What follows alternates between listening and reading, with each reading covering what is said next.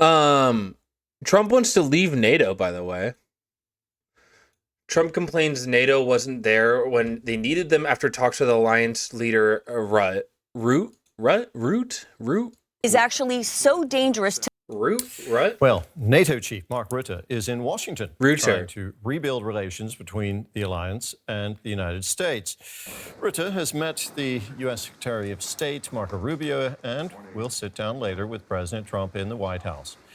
Trump has sharply criticized NATO members during the Iran war for ignoring his call to help open the Strait of Hormuz. Spain also refused to allow the U.S. to use its air bases there. Trump even went as far as threatening to leave NATO. Well, DW correspondent Terry Schultz joins us now for more from Brussels. Terry, NATO chief Mark Rutte will be meeting Donald Trump later today. This meeting comes as the alliance faces what some experts are calling its worst crisis ever. Terry, you've covered NATO for many years through... Leaving NATO, man!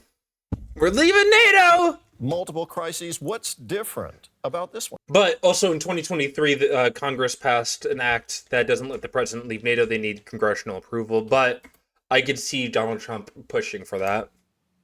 You're right, Terry. There have been many periods that we called crises for NATO, some of them quite recent with regard to Russia and Ukraine, for example, or the 5% spending target. But those things, I'm being told by experts, do not compare to what's happening inside the alliance right now, what they are calling the worst crisis NATO has faced. So it's nothing new. Yeah, the U.S. as you leaving mentioned, NATO would be Donald really Trump bad. Disparages European allies, that he threatens to pull out of the alliance or pull American resources out of NATO. But what is new this time is that allies feel that his war on Iran is actually so dangerous to their own security that they have lost trust in the United States. That despite all of the words, that the U.S. will not take actions that are harmful to them. Bunch of white men.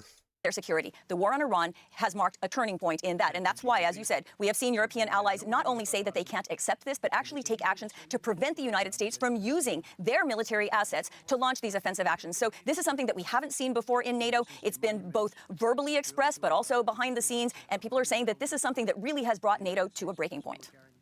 Can we please just come together as a people and mainly rip these fuckers out of office? Not going to happen. Well, Mark Rutte is now in Washington. He's been described as a bit of a Trump.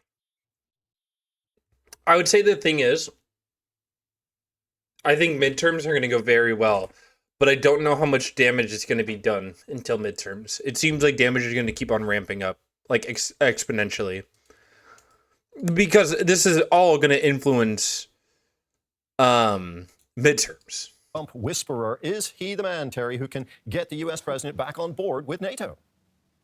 Well, if not he, then I can't imagine who it would be. There's virtually no other European leader, save perhaps Viktor Orban, who would go to Washington and praise the Trump administration's actions. Mark Rutte has done that even from the podium here in Brussels at NATO headquarters, said that he supports the Trump administration's actions on Iran, the removal of the Iranian regime, efforts to reduce Tehran's ability to get a nuclear weapon. He's even suggested that many, if not all other allies, also support that action. That's not actually what they will tell us behind the scenes, but this is something that does add up to bonus points for Mark Rutte as he heads into the White House today. Donald Trump just a day ago called him a great person. So it is now. Yeah, because he has to. The only reason why he's saying this is because he knows he has to. Because the U.S. leaving NATO would be devastating for NATO. Going to be very much dependent on that personal relationship that Mark Rutte has with Trump. They would be fine, but over time, immediately, that would be shocking.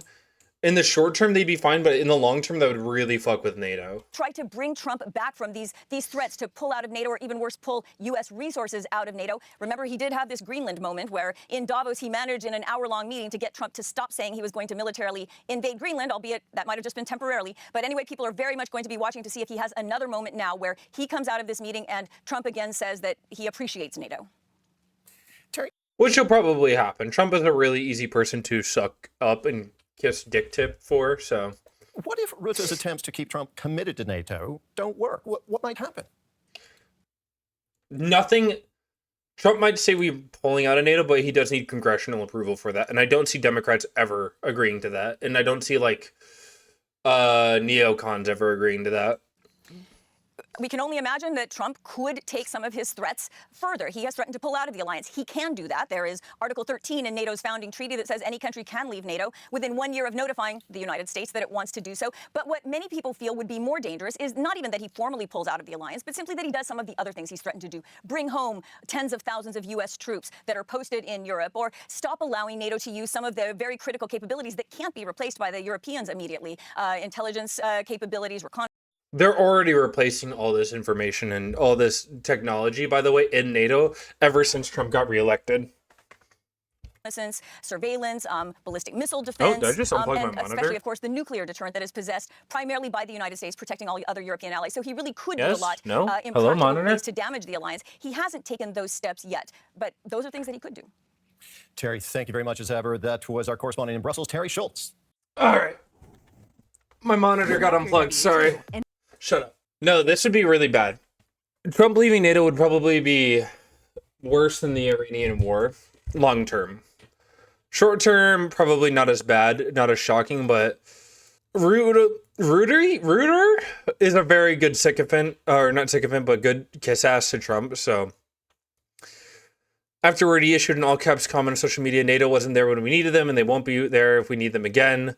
Trump said in his post, the White House did not immediately offer up any further updates. If a Republican president had a warm relationship with Root in the past, and the meeting came in the U.S. and Iran late Tuesday, agreed to his 2-week ceasefire that included reopening the strait, didn't happen, and the ceasefire was already violated. The nascent ceasefire was struck after Trump said he would strike Iran's power plants, bridges, and threatening a whole civilization will die tonight. Earlier Wednesday, I think it's something the president will be discussing in a couple of hours.